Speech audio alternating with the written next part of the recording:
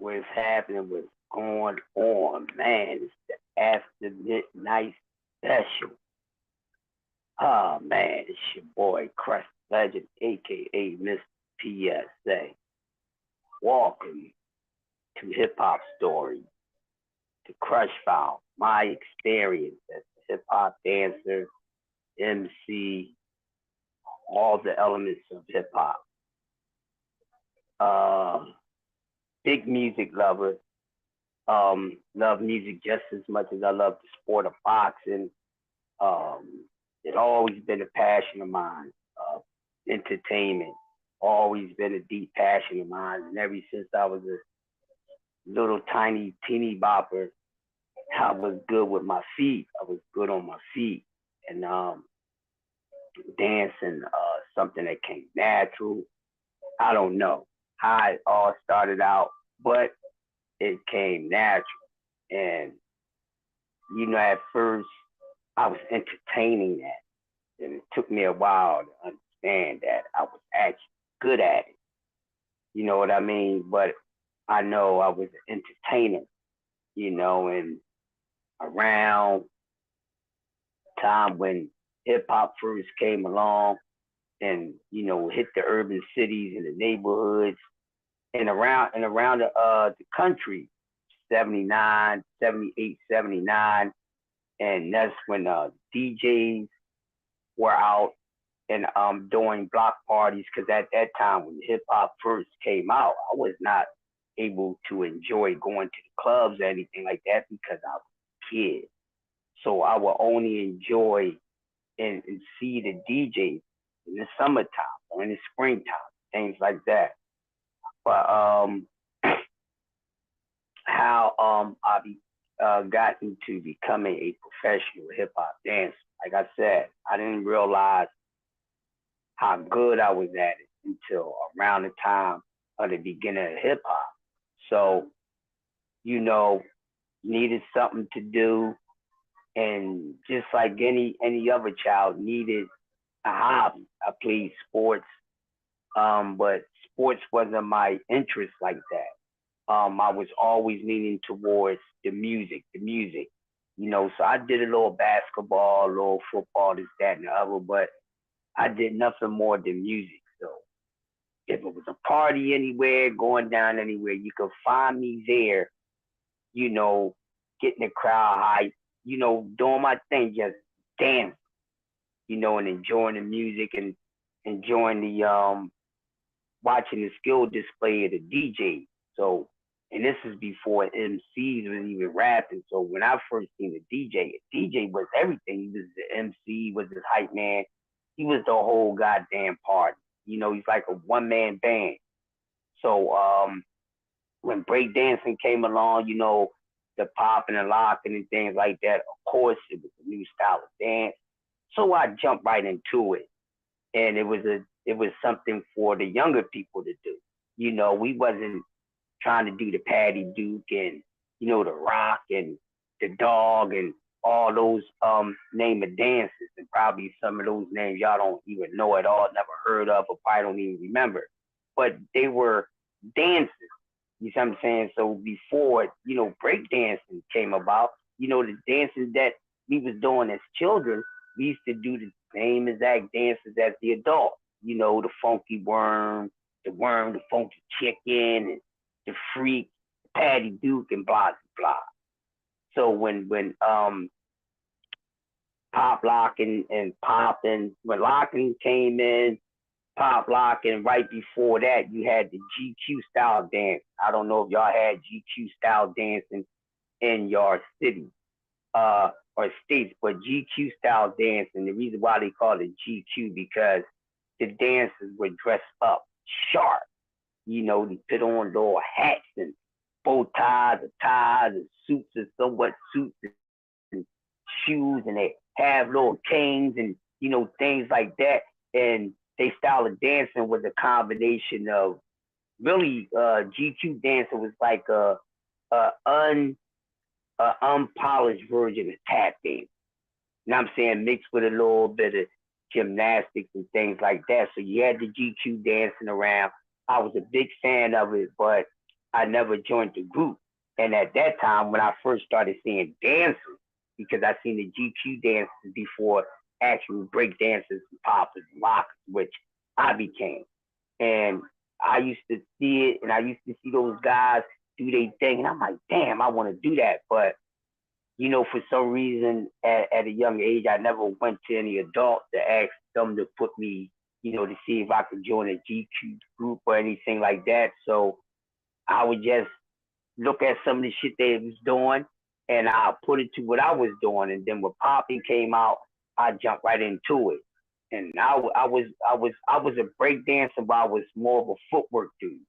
You know what I mean? So I wasn't the type of guy that had the ultimate head spins and airborns and windmills and things like that. I did a little bit of all that shit, but I didn't have one thing, one particular breakdance or pop, that I actually did. But as far as the popping part, I had good feet movement, so that's why I jumped into breakdancing. But I was more so a footworker, a foot displayer, and I had good upper body movement, so that's why I got into pop. You know what I mean? I never went into the locking thing. That was a more of a West Coast style thing. So I would get into the popping. And after that, that's when I found out I was good at it because everybody would say, damn, you good. You can dance. And I'm like, think so? Because I was never big on my dance.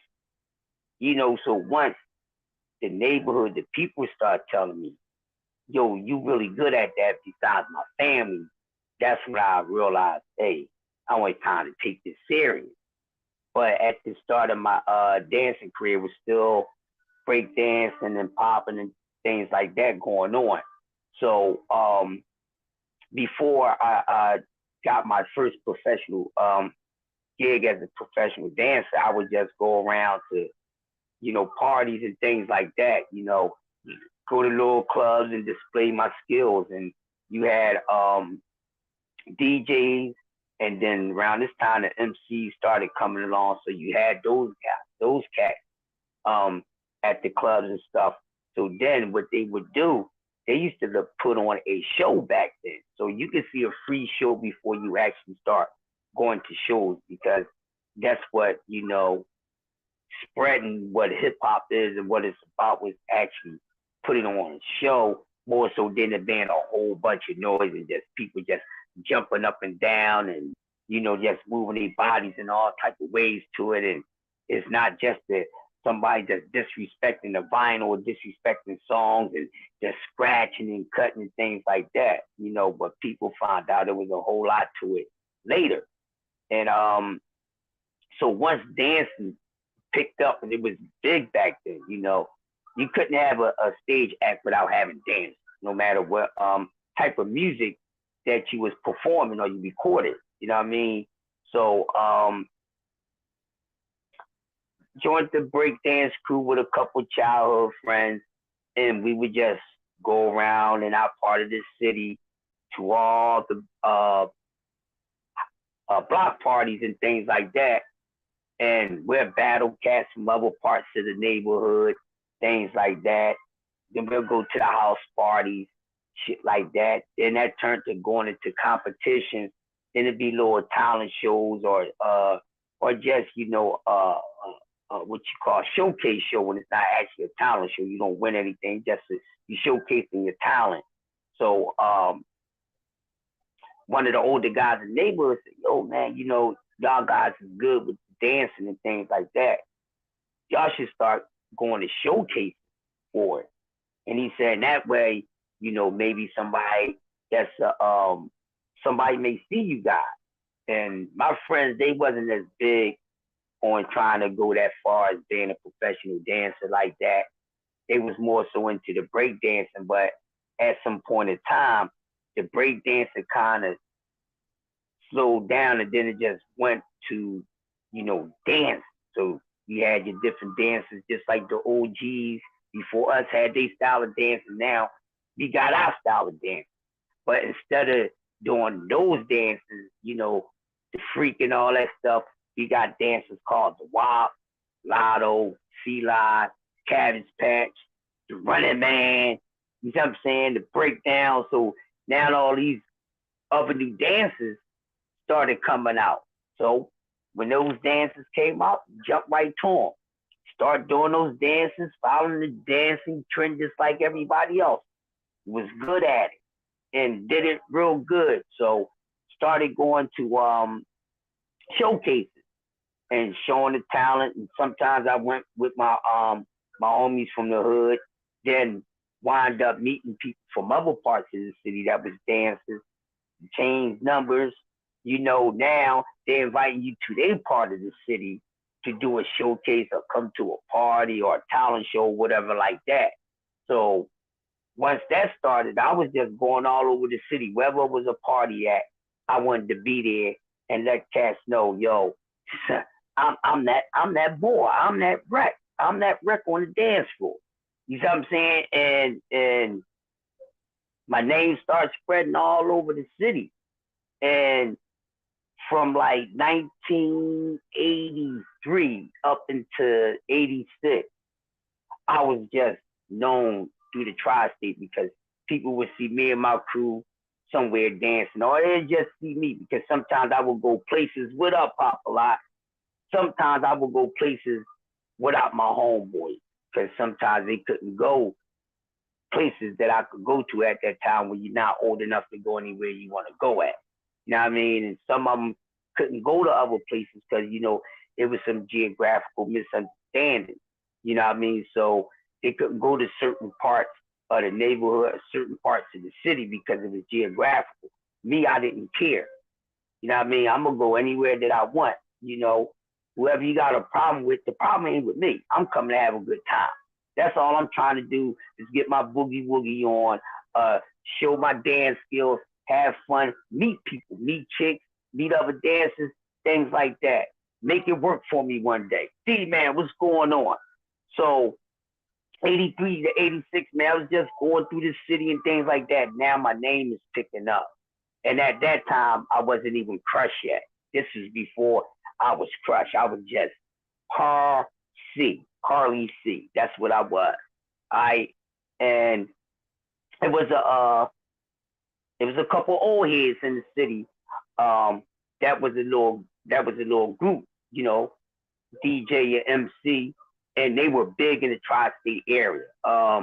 These guys was around the time when Jazzy Jeff and the Fresh Prince was doing these things. And these two guys' name was Robbie B and DJ Jazzy J. And Robbie B, um, if you ever talk to anybody that knows any real know the real shit about Philly hip hop, they gonna talk about this old head named Robbie B. Yeah, thanks, bro. I appreciate it. And his DJ Joe, whose name was Jazzy J, they were big in the city.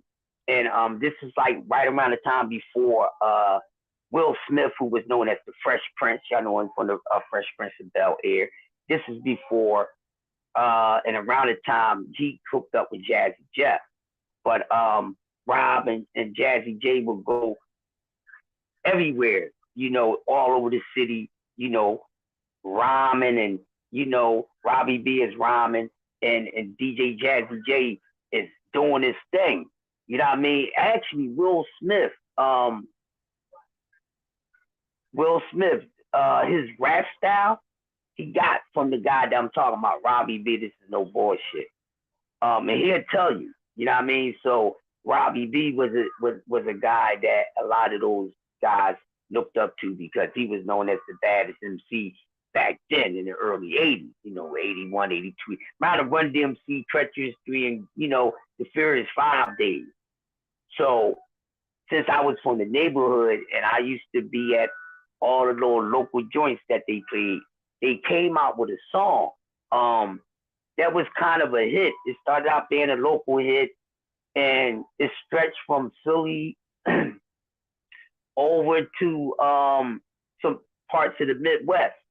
And the name of the song was called Rock the Go-Go. Y'all can find the song on YouTube. Just punch up Rock the Go-Go by Robbie B. The song will come up. And this song was the shit, bro. Like this song was the shit. And so when they started getting booked for shows, which they was already known for doing, shows and parties and things like that. So when they started getting booked for shows, they like, yo, Carly C. You know what I mean? Man, we gotta do a show. We performing our song, man. Won't you come and, you good on the dance floor? Won't you come out and rock for your old head? So I was like, cool, because actually they was my first teachers that I had in far as hip hop. Um, I learned about rhyming through Robbie B. And far as DJing, Jazzy J was the first DJ who taught me about DJing. So I had learned some DJ skills from multiple DJs because I was an MC just as well. But I was a dancer first, bro. You see what I'm saying? I was a dancer first. And I started going to shows, doing shows in the tri-state area. We'll go to New Jersey.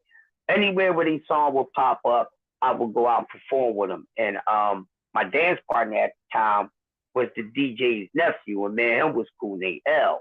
So we ripping and ripping and ripping every time these guys would do a show. But what happened was the song was a success. They were signed by, an independent local label. And make a long story short, on their success, and this is where the story stops for them for now, and then mine move on, is that the label, once the money start rolling in from the sales and the plays on the radio, they gave the guys some money. They was able to wear mates and stuff like that, buy nice little cars. But then when it was time for the money really to turn up, they disappeared. They used to record at a studio slash label company right in Center City, not too far from here, and we could walk to the motherfucker. And one day we went there for them to do a practice and to get like a live mix of some of his music so he could perform. Everything was gone. Everything. They cleared out the whole studio, the part of the building where the label was at. Everything was gone, like everything. So they got robbed out of money and everything like that. So they kept on doing their thing locally, but I kept on rocking, doing my thing because now they can't do shows now because the label ain't doing their job when people call them for booking and things like that. So they had to do some things on their own, which they wasn't capable of doing it because they didn't know the business like that. So it kind of fell short for them. So it just went from these songs being played, but they no longer performing. Then they got out that the people that signed them skip town on them, and the song was so good that it made it on the charts with the hip hop songs that was out. And this is like around the time when Boogie Down Productions first came out, the Criminal Minded album. That song, Rock the Go Go, that I was just talking about, actually took the #1 spot from from Boogie Down Productions with the Criminal Minded song. That's how hot it was, bro. But they didn't know the business like that, so they got fucked over and everything like that. So I just kept on doing my thing. So I would just go places, but like I said, I would go around and I would meet people. So people would start calling me like, yo, man, come up here, come to this joint. Then you meet little chicks, you know what I'm saying? So they telling you to come to parties and stuff like that and this, that, and the other and talent shows. So now it's all over the place. So it's a whole big party going on. And for like a couple of years, I would just go around and competitions, getting battles, beating the brakes off these motherfuckers. I was, listen, no bullshit. Man, my boys, man, we was dancing niggas' souls off their fucking shoes. You know what I'm saying? We took that shit serious. Now I mean, we would practice and made sure we stretched and stayed in shape. We did all that shit, did a little PT and everything for it. And. So it was this spot. It was so many spots you can go to. So it was a spot that opened up on Sundays, and everybody in the city would go to. And they had two sessions. They had an afternoon session and a night session. I would go to the afternoon session because the night session I would go roller skating at a whole level facility. So we was going up to this place called Great Skates, and like I said, the whole city would be there. Um, and all the hot guys used to come there and perform and everything. Will Smith performed their record before it got big there, their very first record from their solo album. So all those guys used to come up and hang out and things like that and perform. And they used to have competitions up there. And we was up there running it. We had like a 6-man team all together, like 6 dancers. But man, my cousin was just partners, but then we was with 4 other motherfuckers too. You know what I mean? So we would all get together and battle other crews, and then we'd do our own separate thing because it was 6 of us, but we was all paired as 2. So we had 3 sets of 2s, and we'd get together, do a routine, and then we'd do our own thing. But we never crossed each other's paths. So we'd be up there taking it to everybody else, no matter where they came from. And they got around, man, and what happened was one of my boys told me that it was a show that was taking place one night. And this is where I got looked at by the rap group 3 Times Dope, who I wound up dancing for the second time around, who wound up having a more better career than my man Robbie D. So me and one of my childhood friends, my man Hot Rob, this guy is crazy. He used to race on everything, motorcycles, cars and everything. But back then he used to build cars and stuff and race them. So we used to go to parties everywhere, and 3 Times Dope was performing. Actually, with the Hilltop Hustlers. I know y'all heard of Steady Being Cool C, and 3 Times Dope was a part of them. You know, they were signed to the same label, but they was from a different part of the city. Well, actually, they was doing one night they was doing a show over in Camden, New Jersey, at a high school. So you know this is crazy because when the high schools used to do little shows and hip hop parties, you know shit was different. And you can't get that shit nowhere today in these schools. And but anyway, the school would let someone who's hosting a party have little hip hop events there, and I think it was somebody on the inside, which was good. You know what I'm saying? So we heard about Hilltop Hustlers performing over Jersey. So we went over to New Jersey to Camden High School.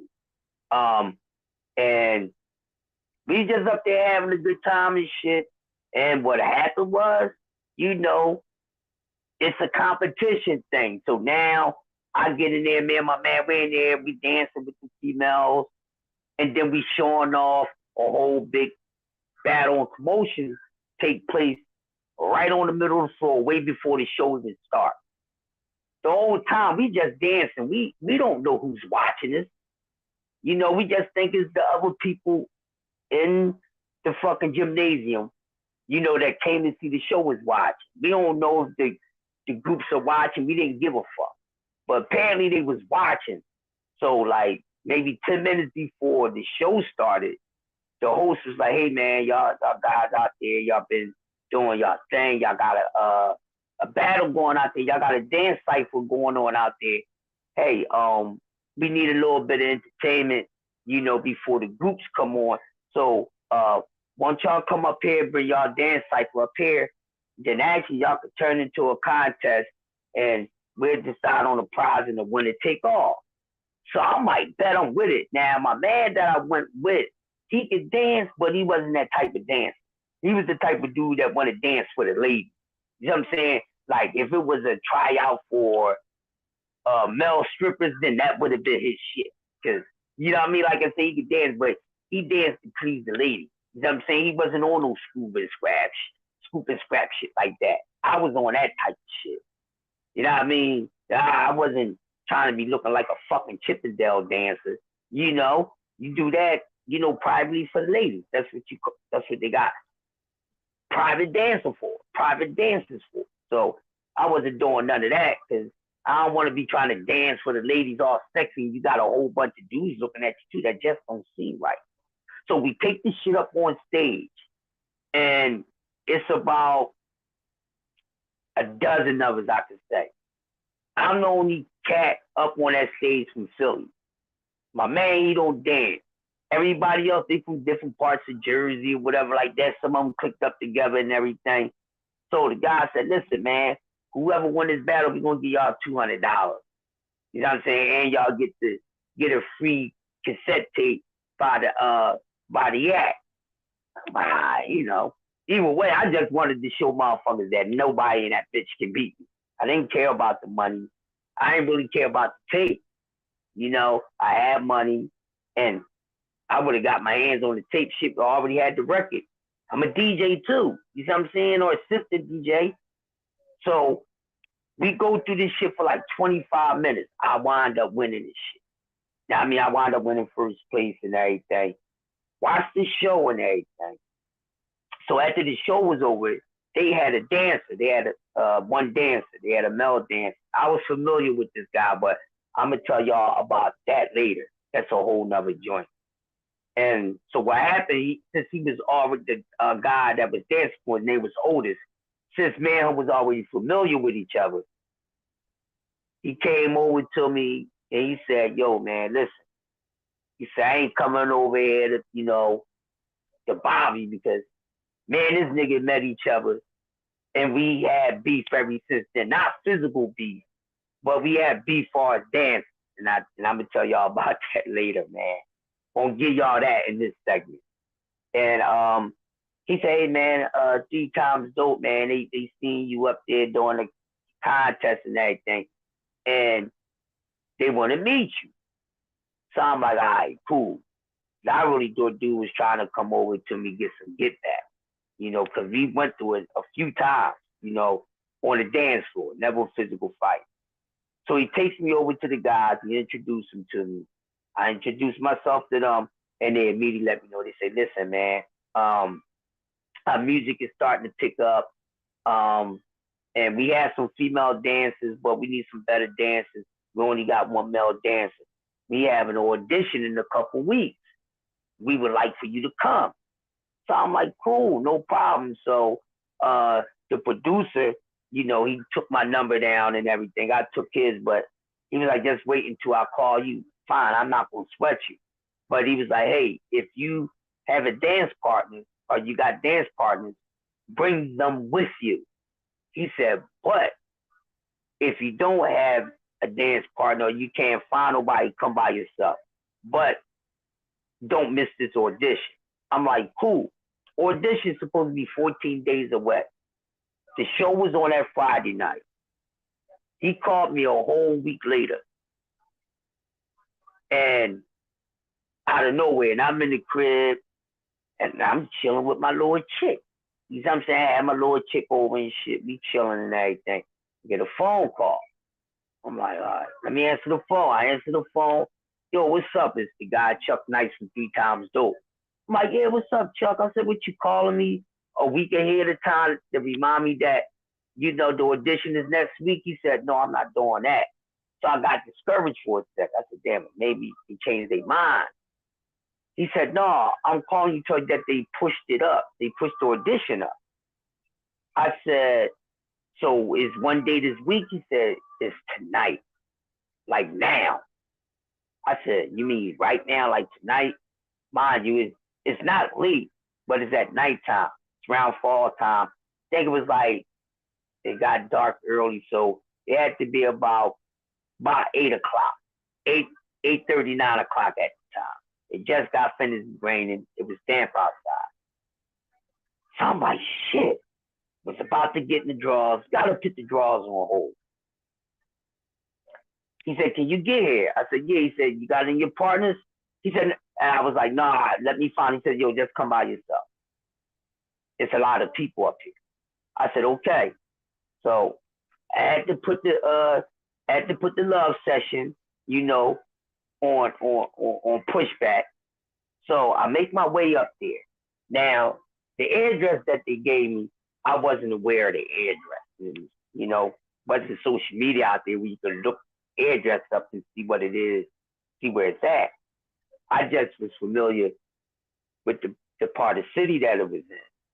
So I'm thinking I'm going to like maybe like a rec center or something like that.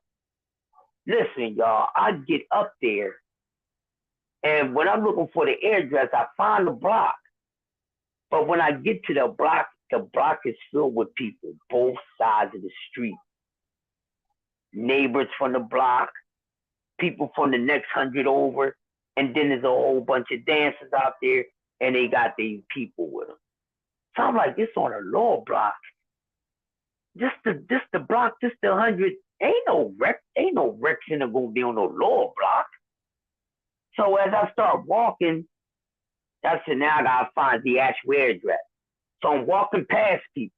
So some of the people was familiar with me. They see my face around.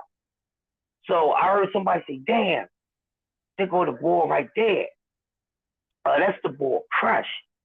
He was like, I want to know if you're auditioning. He might be judging. So somebody said, yo, like, yo, my man. They was like, you coming up here to check out the audition?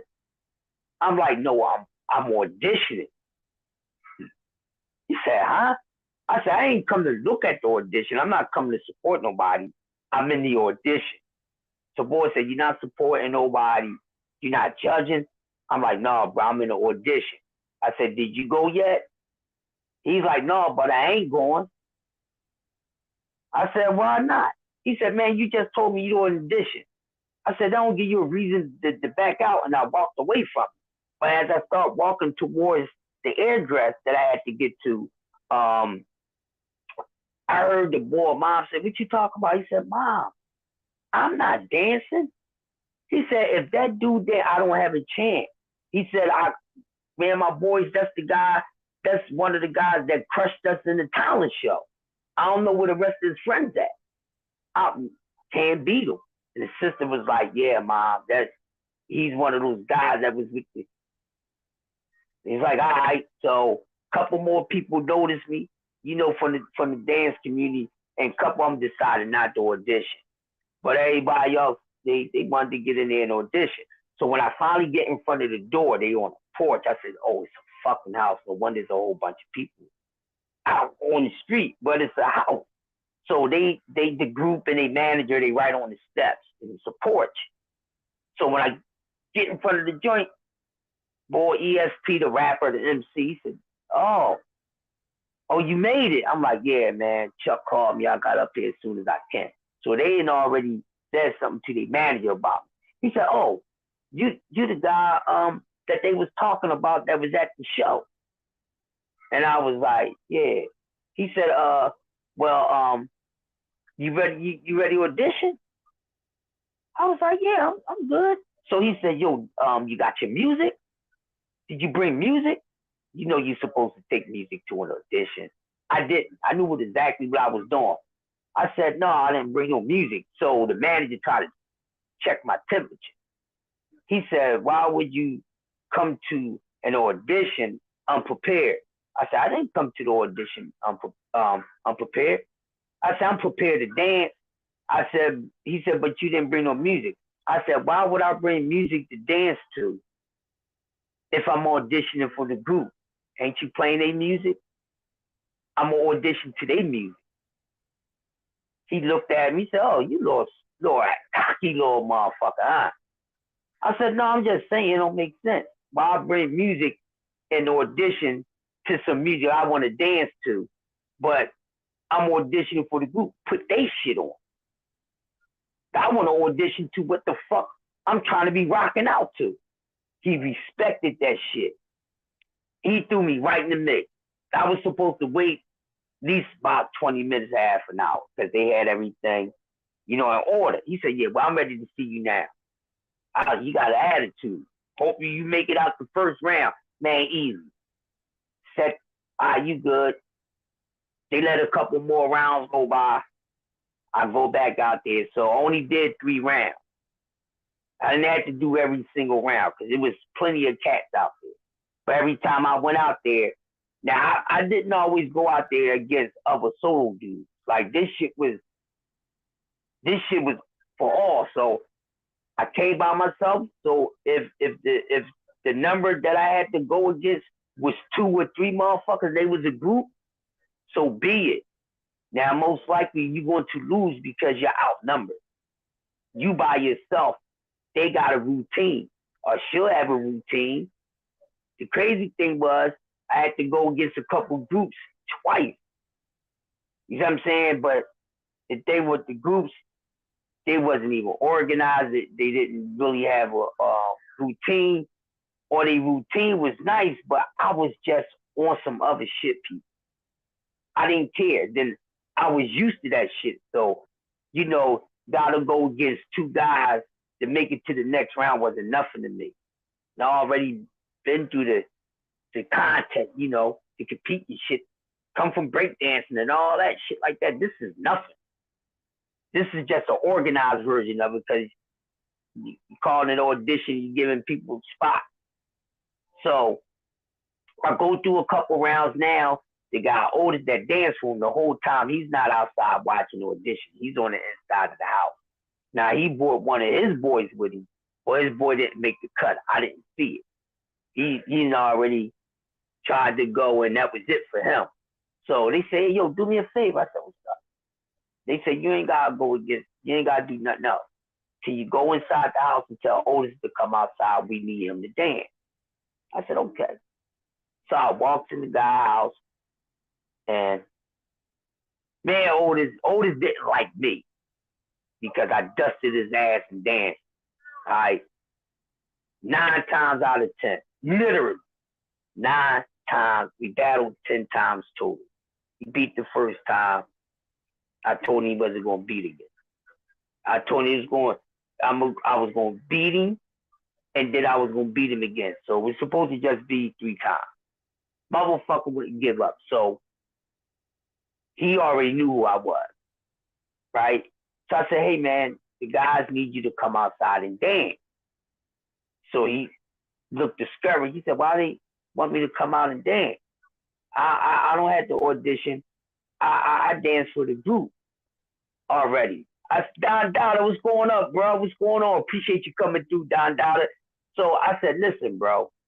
I said, they want you to come outside of audition. I said, didn't they tell you you might have to re-audition because they did tell everyone that they invited to this audition if they have a partner, bring a partner because you didn't have a partner. So you might be on the scratch. So you got to come out and dance. He said, nah, bro. He said, well, I can't. I said, why not? He said, I don't have no laces in my shoes.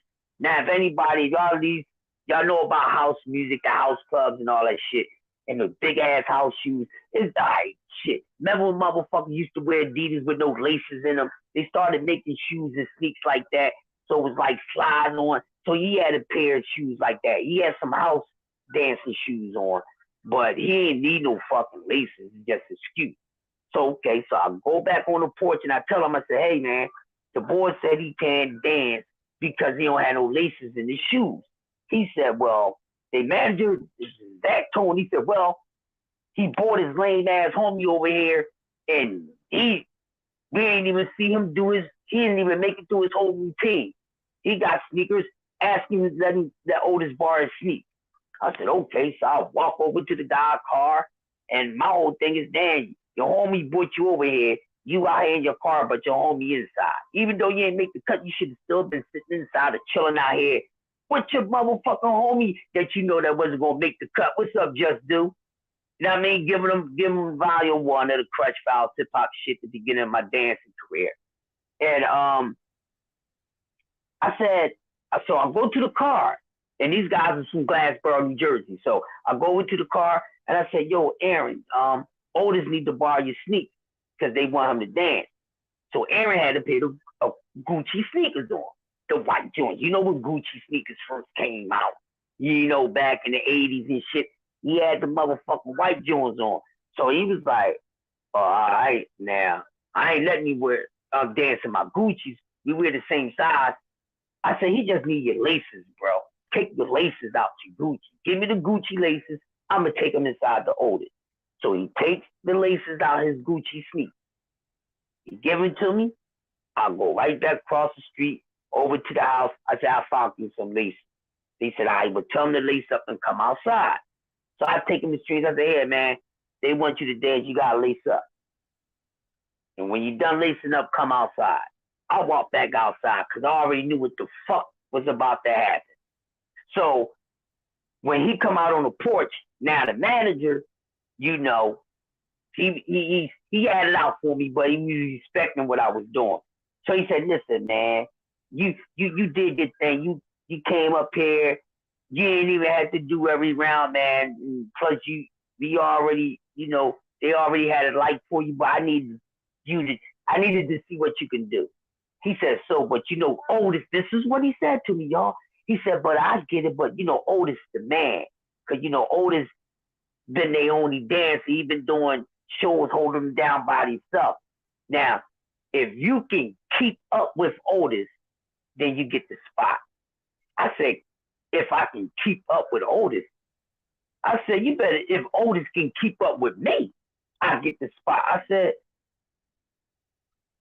Otis told them he was familiar with me. You see what I'm saying? What's going on? What's going on, fuckface? What's going on? Thanks for coming through. I said, we familiar with each other. He already knew he can't fuck with me. He said, well, I need to see it. So I said, all right. So he made me and Otis battle. So the whole crazy thing is, Otis already been dancing with 3 Times Dope for about 4 or 5 months. He replaced 2 girls. So the people around there on their block, they was familiar. Well, he like the fucking hero. So you got all this noise going on. Other guys is out there in the audition, and they like, shit, they gonna battle? And everybody like, damn, the boy Otis might get him. I said, y'all, for you motherfuckers ain't see me yet, that's what the fuck y'all think. This nigga know what time it is. So it was this couple boys on the block that was getting money. But it was this one boy, I was familiar with his girlfriend. So he was going to put money on the boy Otis. He's like, I'm about to drop $5,000 on the boy Otis. Like, the boy from South Philly, he's nice, but I don't think he'll fuck with Otis. So she said, nah, babe. She said, that's the dude that be at the after midnight. That's that Lord, he from South Philly. Like, nah, put your money on him. He can beat Otis. I've seen him beat Otis before. He like, yeah, what? So the boy come over to me. He said, yo, listen, shorty. He said, I'm about to put my money on you because my girl said so. He was like, man, if I lose my money, you're going to have to pay me back some kind of way. But don't worry about it. I got something you can work off. I said, bro, I ain't selling shit for nobody. I said, after you win your money from this dude right here, I said, just give me a couple $100. I don't need nothing. Just give me a couple hundred. So we get out there, man. The boy Otis get out there. It was deja vu. You know what I mean? Because, man, this guy had already won at it, and I separated the difference between me and us. You good, but you can't fuck with me. And we went at it for about a half an hour, dog. And this shit got crazy. This nigga, he forgot he was a dancer. He just turned into an acrobatic motherfucker. Wanna be scaling walls and shit and diving and all that bullshit, all this stunt shit. You can throw the stunts in there, but where's the dancing, bro? You done went from dancing to be a gymnast to be a fucking ninja to being Spider-Man. But where's the dancing? You gotta get back to the dancing, bro. So after you do all these crazy fancy ass splits and shit, you better have a motherfucking closeout combination, bro. You went to school from dancing, you should know that. So we get to the final round because we had to go 3 rounds. That final round came in with the fuck over. What I mean, and I'm dead serious, people. When I mean I put something on this boy ass, nigga, I'm still amazed to this motherfucking day. Even some of the things that I know that I did, I'm still surprised to this day that I was doing some of the shit that I did when I hear it from other people.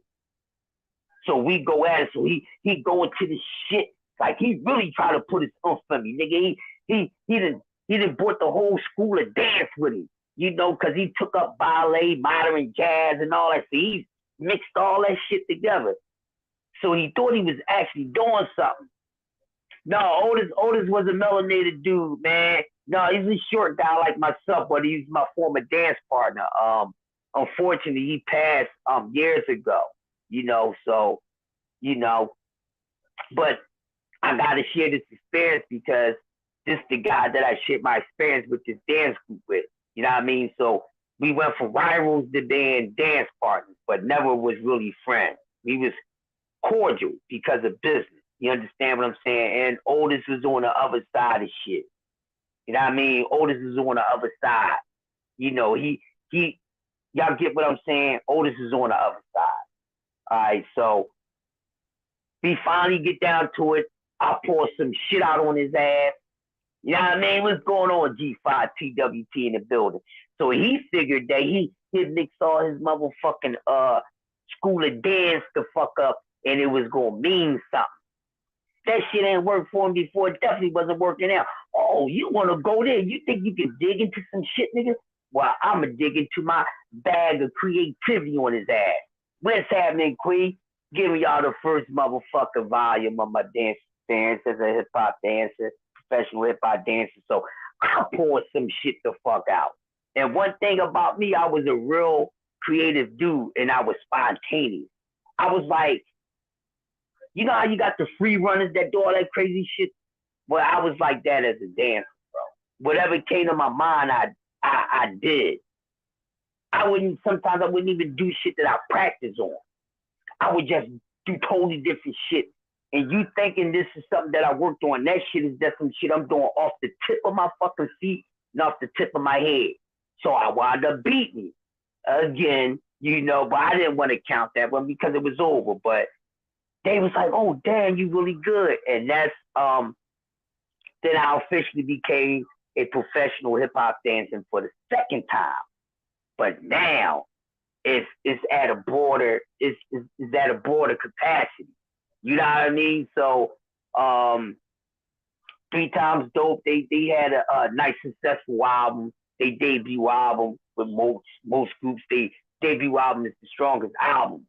So I was with those guys for the entire first album. All the way up until after I was on the Arsenio Hall show in 1989. Yeah, your boy Crush was on the Arsenio Hall show 1989 with the hip hop group from Philly, Three Times Dope. And guess who we was on there with? I met the fucking Freddy Krueger, y'all. Robert England, the original Freddy Krueger. He was on the Arsenio Hall show the same night that Three Times Dope, who I was dancing for, was on there. Now, as big as monumental as being on the Arsenio Hall show is, it was kind of fucked up. It was kind of bad experience for me. That I really, yeah, Queen, you could punch that shit up. Listen, y'all, punch up Arsenio Hall show 1989, Three Times Dope, and you're going to see your boy on there. It's on there. See one thing? See, people about TWT, you can explain something about you did in your past and got receipts for it. Yeah, so y'all can see that. Yeah, Queen. Yeah, and I was 20 years old. Pull that motherfucker up. Three Times Dope, Arsenio Hall show, 1989. Y'all see me doing some light work shit. Yeah, I mean, and then after that, sometime after the Arsenio Hall show, that's when me and Otis had got replaced by two other dancers. Because the difference between me and him it just started to overshadow everything else. But yeah, I was on the Arsenio Hall show, but I want to go back. So started dance. I get the gig with the group. You said you from Atlanta, brick dancing battles. Yeah, man. And so I went on a road, went around the country. I've been abroad twice. Uh, Shared the stage with Big Daddy Kane, Biz Markie, Public Enemy, LL Cool J, Salt and Pepper, NC Light, Slick Rick, Air Being Rakim, De La Soul, JJ Fad, NWA, Too Short, the DOC, Def Jeff, Far Side, Kid and Play, Antoinette, Nikki D, Queen Latifah, And that's just some of the damn names that I shared the fucking stage with as a professional hip hop dancer. Why y'all think so I'm so addicted to footwork? That's one of the main things I pay attention to on a boxer. The footwork. Get on the good foot. Yeah. And MC Hammer before he actually blew the fuck up. Yeah, MC Hammer before he had hundreds of dancers. He just had 357 at the time. Yeah, who else? Third base. Remember the guys, the gas face, MC Search and all that bullshit. Beastie Boys.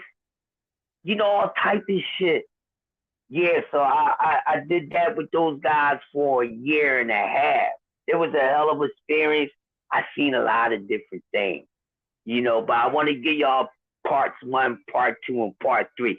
So I won't give y'all everything. So this is part 1. So I'll give y'all the first 3 experiences is going out on the fucking road. I give y'all the first 3. So started practicing and things like that with the group. Of course, we did some local stuff first, but they was at the point by the time I made the audition, now it's time for these guys to get going around the country and things like that. I can still dance, bro. Yeah, I can still dance. I'm just not as agile and as athletic as I was, but yeah, I can still dance, bro. But trust me, I get soft up nice enough. Yeah, I might can go back to that old agility, you know, that being agile and athleticism. If I get nice enough, hell yeah. You know, but just straight off the back sober, no, I would have to be really soft to get as close as possible to my former athleticism. You see what I'm saying? But yes, I can still dance. So the first time we went out on the road, we went to Indianapolis, Indiana. And we went to Indiana. We was the only group. No, we actually went out with the rest of the Hilltop Hustlers, Steady B and Cool C. So we went to Indiana, and it was our first time out. It was like maybe at that time, their crowd wasn't that big at first. Then Indiana, they was just getting caught on to hip hop at the time. So it was only really maybe about 75 people there the very first time we went out. All right, and performed and everything. Got some I got some groupie love the first time out too. Got some groupie love the first time out, but it was a experience that came with that. So anyway, you know, it was a few people there, no more than 75 people, very small crowd. You know, you start in the chitlin circuit, you work your way up. But, you know, it was a couple little chicks there. It wasn't really a big choice, a big variety of females there. But it was a few of them that was eyes. So, of course, I had my eyes beat on some shit. And, you know, I meet the girl and I have a couple friends or whatever.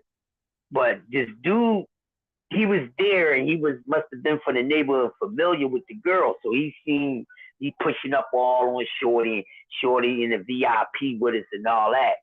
So I go take a leak and homeboy said, yo, man, leave her where she at. And I looked at him. I said, huh? And I kept on walking. So I go to the bathroom, I come back. So now I'm looking for the nigga to see who he talking about. He done walked off. So I got a funny feeling about something, but I ain't give a fuck. I didn't know what the funny feeling was. I was dead ignorant. I didn't know what the funny feeling was. I said, first time dancing out of the motherfucking city and state, you know, some miles away from home. Skywalker, what's going on, bro? TWP in the building. You know, first time out, and I'm going to get some groupie love the first time out. Oh, man, I ain't passing this up. I'm hitting this shit and it look good. So, get Shorty. Tell her where the hotel room is at, what hotel we at. And we was in a little small little joint, like a Motel 6 joint. So she comes to the joint. But when she get there, I get this funny feeling in my stomach and shit. But I'm thinking maybe I got to take, case of the shits or something. But shits never come out.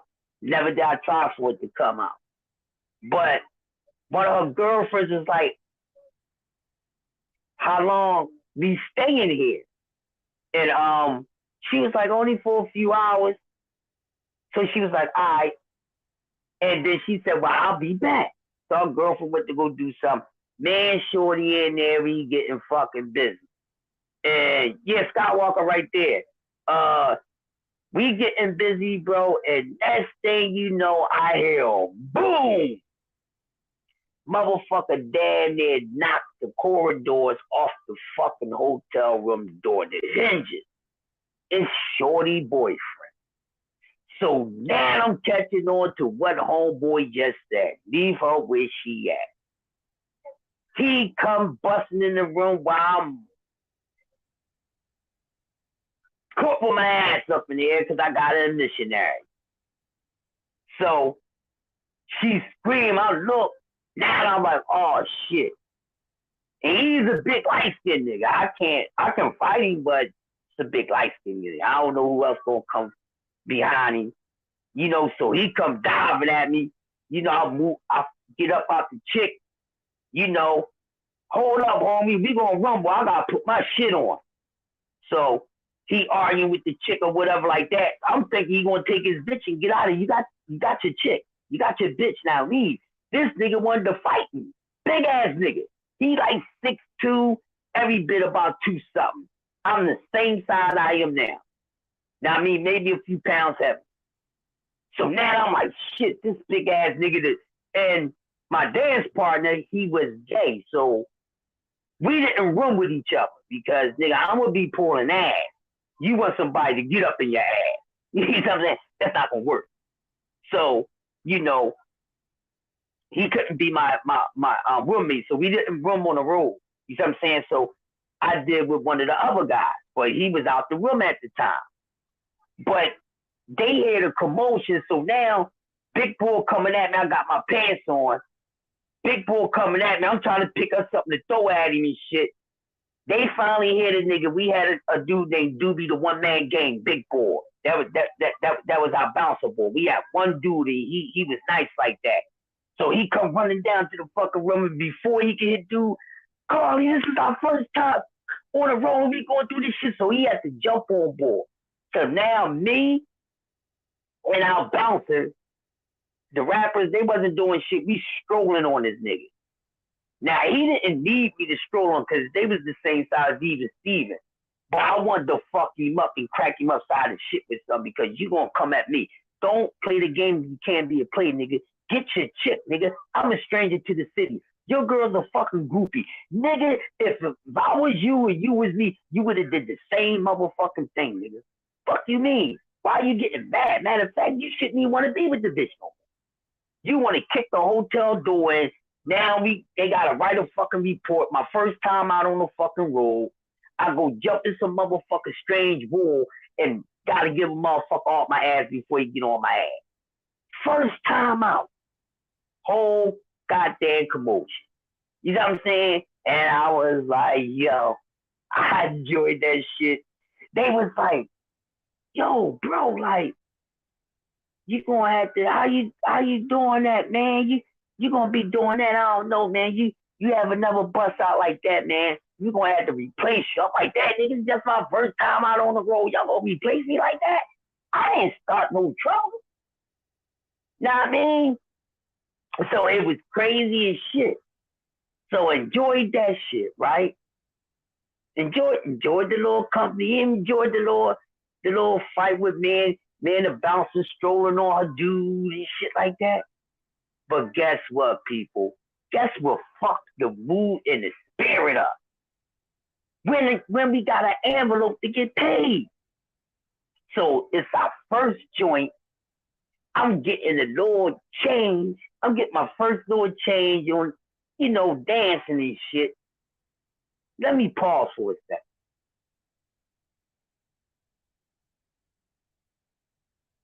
Yeah, it's that deep.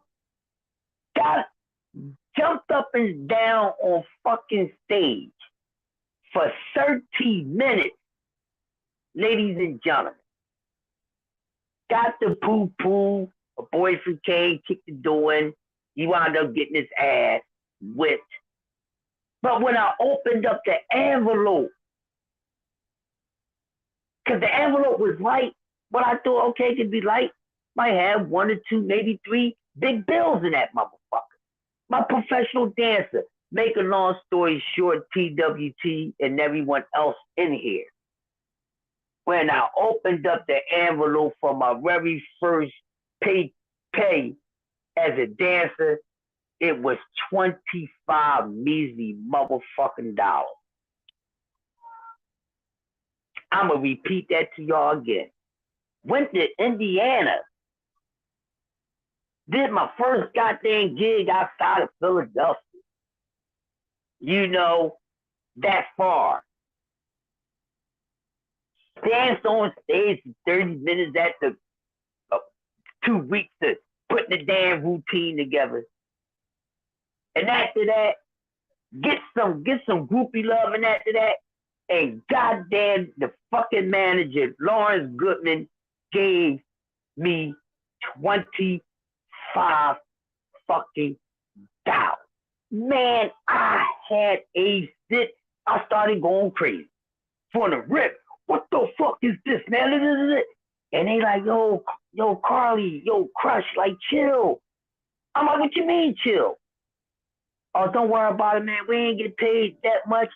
Nigga, I know y'all got paid more than $25, nigga. Man, always got $25 after putting on 30 minutes of sweat, 2 weeks of putting the routine together, jumping up and down for 75 motherfuckers, and out of 75 motherfuckers, only 20-something is fucking females, and your ass give me 25 motherfucking dollars? I was ready to call the goons. No bullshit. I'm like, yo, this is some bullshit. I'm telling ESP, Chuck Nice, and Woody Wood, man, this is some bullshit, bro. $25? Nigga, I just won way more money than that in just fucking Yankee thing fucking dance contest. Breakdance battles. Nigga, I just won more money in breakdance battles. Are you serious, bro? I just won more money in fucking freestyle battles and rapping. $25 as a professional dancer? Get the fuck up on out of there. I was ready to call a goon. They was like, no, man, don't worry about it. You know what I mean? We gonna make sure that shit ain't happening. That shit don't happen again. So what they wind up doing, because Otis wasn't going to say nothing. So those three, Chuck Nice, Woody Wood, EST, the beat maker, the DJ, and a rap, and MC, they all wind up giving us $40 a piece out of these fucking shit. Fuck wrong with that? Man, fuck out of here. And I even said something to the OG about that. I know $25, bro. What the? Don't worry about that. Who you talking to like that, old head? Now, I know you're an old head, but don't think you the only old head, nigga. Oh, yeah, I get it. You from Hilltop and 60th Street, the Moon Gang and all that. Nigga, I'm from South Philly, Black Incorporated and blah, blah, blah. Don't make me call nobody, bro. But you better not ever in your motherfucking life is managing these dudes give me another fucking envelope with $25 in it. Or I'm going to have somebody sitting, waiting, and that ain't nobody going to get paid. I don't want to have to do that, but I will. But, you know, fortunately, the group, they stuck to the word and said they were going to allow that shit to happen. But my first time out, motherfucker tried to take my head off because he mad because his girlfriend was giving me some groupie love. And she probably community coochie anyway, so why are you taking community coochie personal anyway? Community coochie going to do what community coochie do. Serve the community and anyone that's in the community.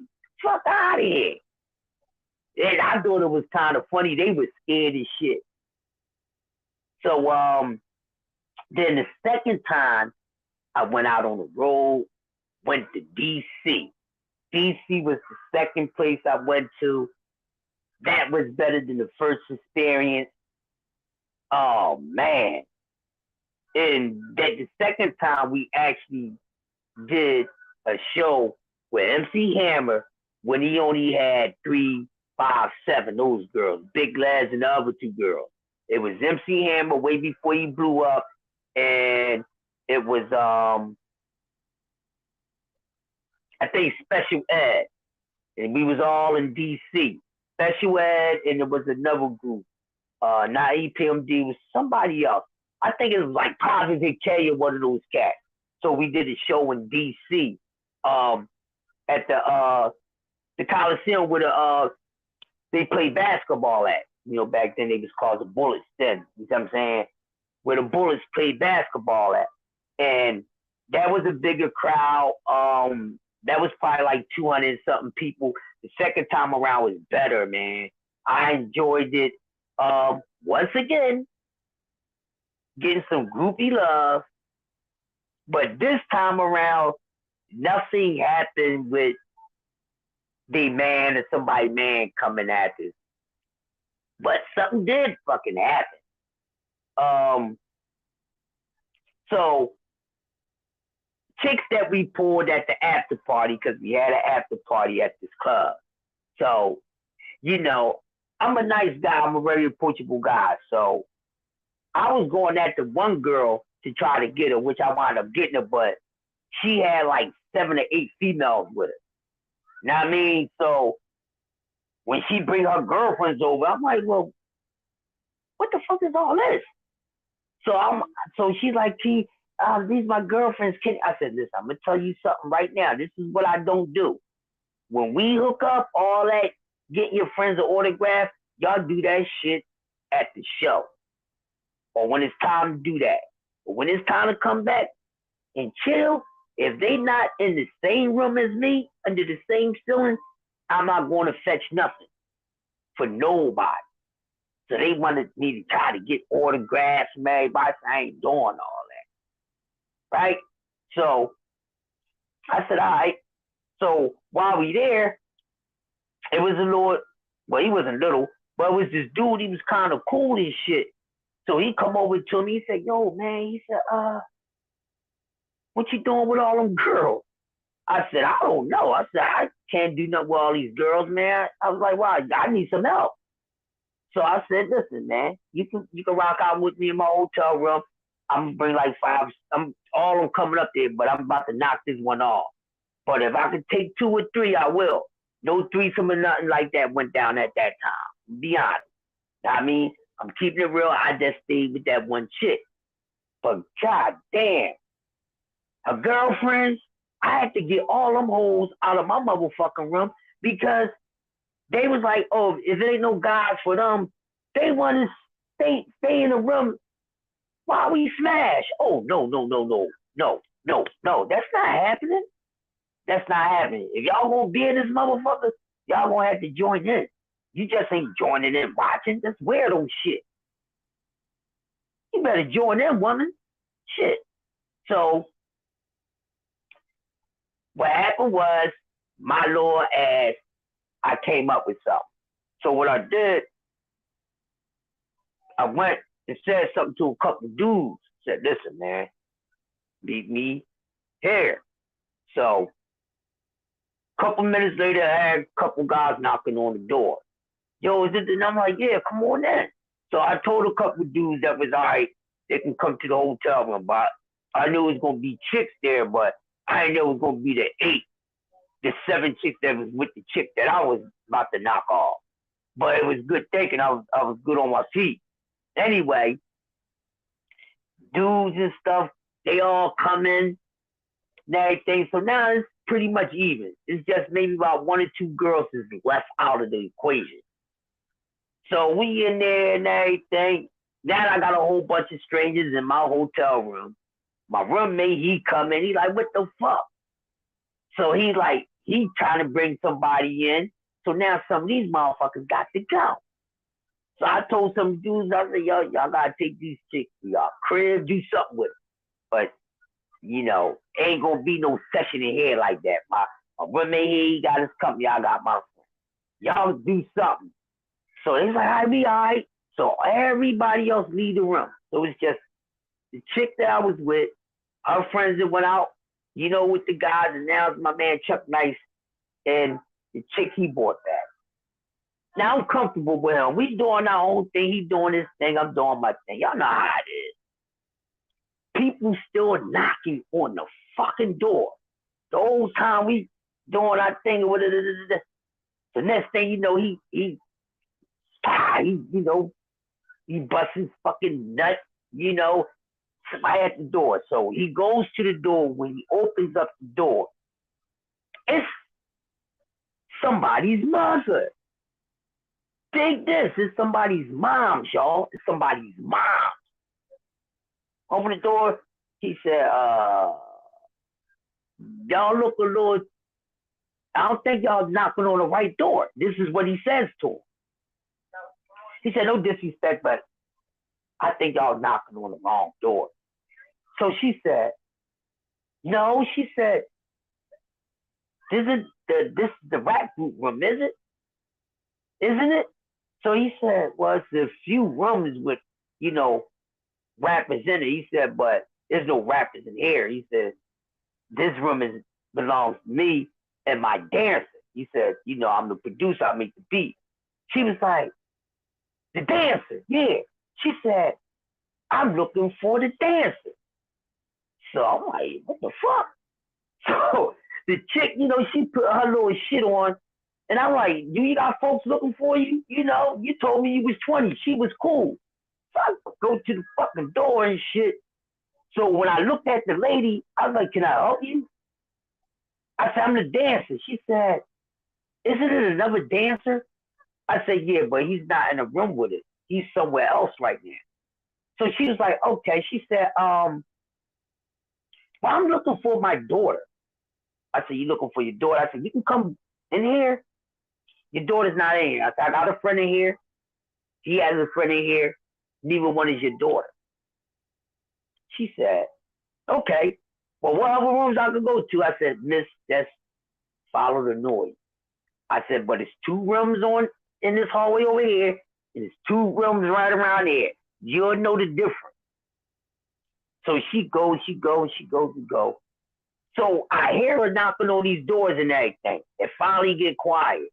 I'm like, well, damn, where the chick mom go at? So I go to ESP room. So I said, yo, ES. I said, did somebody mom's knock on the door? He was like, yeah. He was like, she's looking for a daughter. He's like, man, her daughter ain't with us. I said, well, where her daughter? He said, her daughter's a special ed. I said, where the mom at? He was like, she in here with me. I said, what? He said, I talked to you later. He said, but her daughter's with special ed and the mom in here with me. I said, wow. So I said, he shut his door. I go back to my motherfucking room. So I'm like, oh shit. So I'm telling Chuck, I'm like, Chuck, yo, the girl mom is in the room with EST, bro. And he was like, well, where her daughter? I said, her daughter is with special ed, you know, with his dances or some shit like that. He said, you sure? I said, yeah, I remember where she went at, man. I know who her daughter is because she said her mom was probably going to come looking for her and shit like that. So I said, man, she in a room with ES. So our room phone ring and shit. And when the room phone rings, we pick it up. We thinking it's downstairs. That's all you hear him saying. Shh, shh, shh, shh. So I'm like, what the fuck? I said, somebody playing on the phone. Hang up the phone. Then he pages my phone. Okay, this is the hotel number. All right, cool. Boom. Yo, I'm going. Just hang up. I'm going to call your room phone back. He said, no, matter of fact, let's hold on. He said, be quiet. I'm going to put the phone down. So he puts the phone down. The whole time, he got me and my man Chuck Nice listening to him bang old girlfriend mom guts the fuck retarded. Do y'all hear what I'm saying? Banging the young girl mom guts fucking retarded, dog. And we can hear it through the phone. Oh, he's taking us through it. I'm like, damn. All right, So I go clean myself up and everything. Now I'm ready to go get something to eat and shit. Cause I done bust a couple nuts. You know, you got go find something to eat and shit. So me and Chuck, we leave out, we go downstairs, you know, to the front of the joint. We wait for our ride to pick us up to take us to where we wanted to go at. While we sit there waiting for the limo driver to come and get us and shit, here come the young girl. So she looking kind of upset. And I was like, I said, yo, I said, you alright? She was like, yeah, I'm okay. She said, but my girlfriend, she said my girlfriend stabbed me in my back. I said, you know your mom, I said, your mother is up here. She said, my mom is up here? I said, yeah. I said, she came to my room and she must have thought you was with me. So she went to my I said the guy that I danced for, she went to his room looking for you and he told her you wasn't there and your mom never left his room. And she was like, are you serious? And I was like, yeah. I said, yo, I said your mom was getting, I said, my man banged your mom, yo, just like that. And the young girl was like, oh my goodness. She was like, was anybody else with my mom? I said, no, when she knocked on my door looking for you, your mom's was by herself. She said, my mom is wild. And she said, my mom is only 14 years older than me. I said, oh, well, that explains it. But my man ESP was getting some MILF guts. Y'all understand me, man? He was smashing mom's cheeks like a motherfucker. What? Oh, dog. He was smashing mom's cheeks. Mom stayed in there with him until the fucking morning. Man, Chuck, limo driver come get us. We go to this little spot that he told us, you know, we can go and get a couple drinks. We wind up pouring some shit from there. We come back in the fucking goddamn morning, dog. Mom's just coming out my man's room. We about to meet up for the morning breakfast and shit with the rest of the acts and shit. And the girl mom coming right out the room, right in front of this nigga. I'm like, I said, excuse me, did you ever find your daughter? She was like, my daughter is fine. She said, but did you see it? I said, don't worry about that, miss. You ain't got to worry about me. I said, did you enjoy yourself? She was like, yeah. She was like, mm-hmm. I said, okay. My man ES, this nigga was so retarded, y'all. He gonna talk about, yo, I knocked somebody's mom's off. I'm getting on the plane with a pussy juice on the dick. I said, nigga, you crazy. I said, you better watch that shit. I said, nigga, you better keep a bra, some panties or something. First time a dude 17 years old knocking off somebody's mama. So of course he was excited. You know what I mean? I was like, wow. Yeah, man, there was some shit going out there on the road. And then I'm going to give y'all one more yawn for the first part. Third time we went out on the road, we was close at home. Actually, we was in fucking New Jersey. And we went to do a show and it wasn't North. It wasn't North. It was in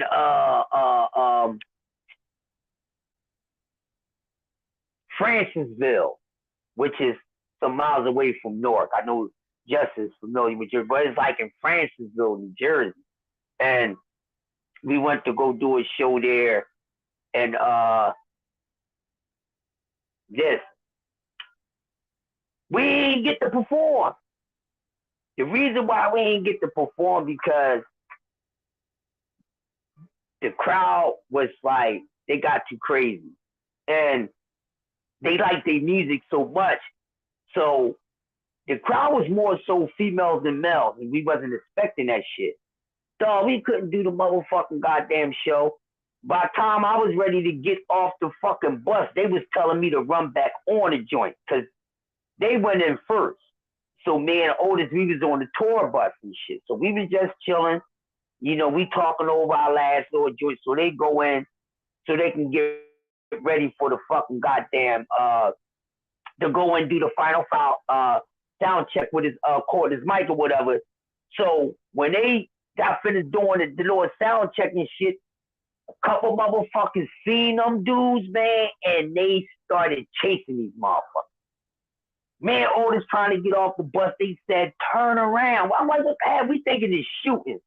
Bro, the chicks is trying to get to the greatest man alive because that was his song at the time. The greatest man alive. You know what I mean? They was trying to get to homeboy so bad, dog. We couldn't even do the fucking show. They wind up catching the DJ ass because he wasn't fast enough on his fucking feet. Man, they ripped his clothes off him and shit. Damn it, stripped him naked. But it scared the shit out of him because he was a quiet guy. So when they caught his ass, he got the chicks lipstick all over him. They done took his, they fucked my man up. They ain't beat him up, but he was too slow on his feet, bruh. And nigga, they down there had this nigga with his ass cheeks hanging out. No bullshit. Cause the nigga had on some tidy whities instead of some motherfucking boxers. So when he started ripping his shit, he had some Banana Republic cargo pants on, but they wasn't a button up. They was like the elastic waist. So they pulled on, they ripped half pants leg off. He down there looked like Prince mixed with the Incredible Hulk. You know what I'm saying? He just fucked my man's shit all up. But he felt like a rock star for the first time and scared the shit out of him. That's not the only thing that happened. I got arrested. I got arrested because I got into a fight. I got into a fight because I was taken up for my dance partner, Otis. And even though, man, rest in peace, Otis was he was gay. But I wasn't going to let nobody fuck with him. And apparently, a couple dudes, they knew he was a little foo-foo. So they was heckling him. They was fucking with him and shit.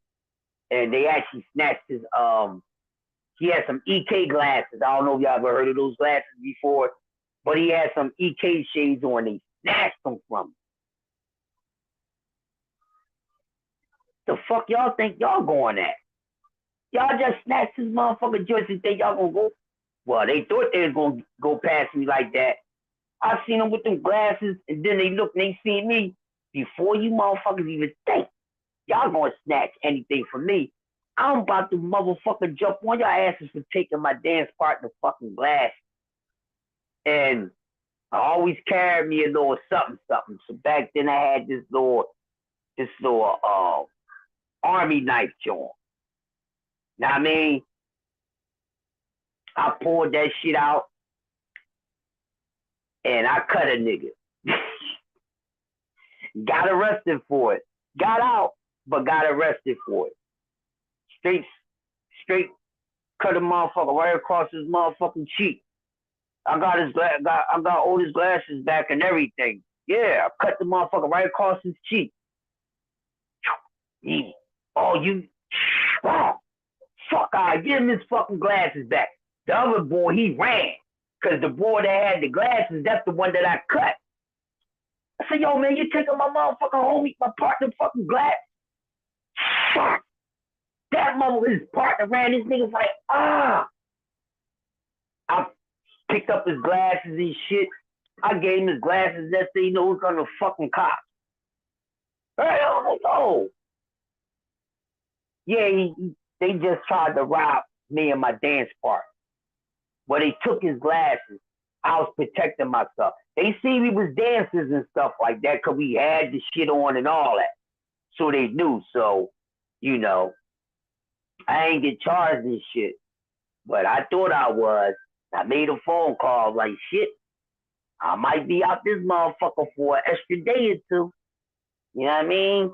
But yeah, I had to.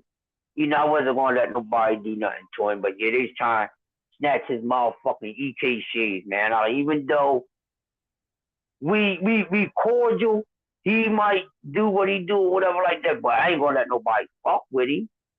Not around me, because then you might want to fuck with the both of us. I don't know what type of fight you gonna put up.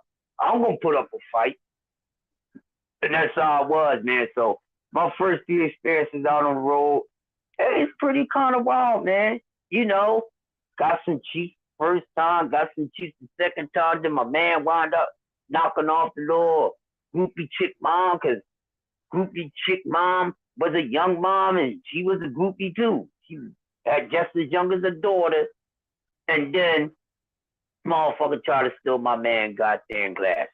That had to cut a motherfucker. You know what I mean? I got some more of those shits. I got stories to tell y'all about some of the things that I, seen from the rappers that I'll be able to tell y'all and ain't worrying about getting in no trouble for it. Because it'll be the truth. It won't be anything that they did bad or some fucked up shit about that. They wind up hearing this shit, they might laugh, man. But yeah, it's probably gonna be like maybe 4 parts to this shit. So y'all stay tuned. But yeah, I just wanted to give y'all the beginning version, man. So yeah, started out, man, and that's how it went. The audition probably was as big, it meant more to me than the Arsenio Hall show. And when I actually get to the part when we at that time when we did the Arsenio Hall show, how it came about, because the Arsenio Hall show was like a last minute thing, like literally a last minute thing. So being on there, I loved it, but how it went, I didn't love it. How it came about, how the routine went, and everything, I really didn't like it. But I really liked the experience, because the fuck, whoever thought my ass would be on the Arsenio Hall show. And I always dreamt about having my own talk show, but never thought I would be on the Arsenio Hall show. But yeah, was on there. So one of my biggest motherfucking goddamn moments in my dancing career. Got a lot more. Got stories to tell. Some shit gonna have y'all a little upset. You know what I mean? A little bit, 'cause some of this shit is sad, but most of this shit is gonna have y'all laughing. And y'all ain't gonna believe some of the shit that I seen from some of the rappers and rap groups and stuff like that. I know that some of them are not gangster or not even gangster like that. Some of them, because of the type of music that they put out, you wouldn't think they was gangster. They put out some happy ass music, but mother, they turn up on some other shit. You know what I mean? So I got a lot more for y'all, man. Listen, man, I'm gonna smoke the rest of this boogie woogie right here, and this will be the closing section of the hip hop stories, part one, the Crush Files, man. Make sure, if you ain't a part of TWT or you haven't checked out the website, go over there and check it out. T-W-T.com. Check us out. We have some of the best and greatest minds and content creators and people you could ever come across in your life.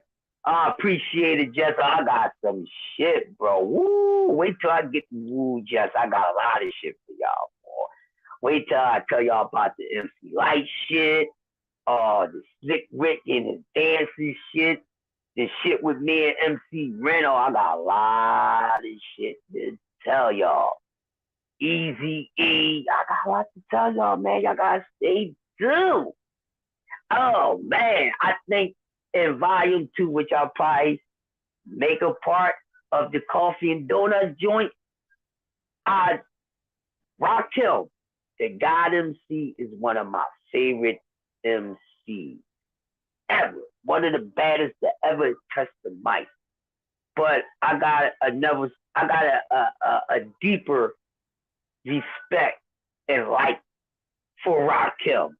And y'all gonna find that shit out in the morning on Coffee and Donuts, because I'm gonna do Part 2. Y'all gonna love that shit. Listen, Rakim, Rakim. I can never stop thanking this motherfucker. You know what I'm saying? And I'm trying to run into him so I can thank his ass again. Wow, man, shit. Almost about to let it slip out now. Oh shit, I can't do that, man. But look, man, I don't want to hold y'all beautiful people up. I know y'all got other things to do. Uh, but I really appreciate y'all coming through, kicking it with Mr. PSA of boxing. I love the new name. I will hold it down, Mr. PSA, all reason of boxing. Thank you, G5, for adding another name to my belt that is much deserved and earned because the name was given to me. Just like every goddamn name, Crush the Legend, all them shit was given to me. Only gave myself one name, and I ain't gonna tell y'all that name that I gave myself. At least just not yet. That's for another time and a whole nother conversation. But man, I hope y'all enjoy your night, man. Y'all enjoy everybody's content today that you kicked it with TWT. It's always a pleasure. It's always an honor, truly. This is my safe haven. Y'all my fucking family.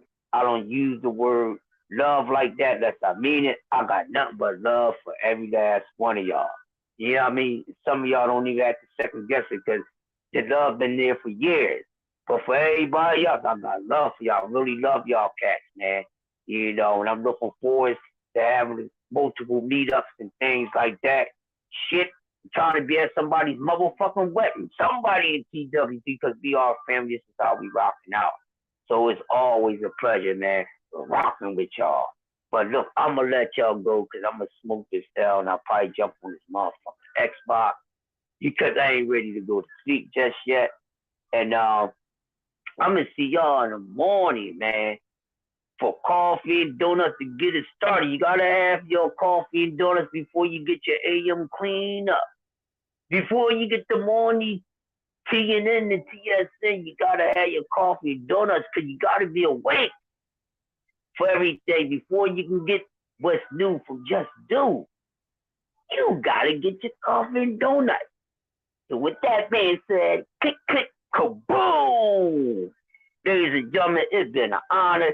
Shout out to the almighty, the untouchable, the untenable TWT. With that being said, to everybody out there, and for the people far in the back, have a good one, and ain't nothing stopping this motherfucking show right here. TWT, love y'all, and I'll see y'all in a few hours. Hey.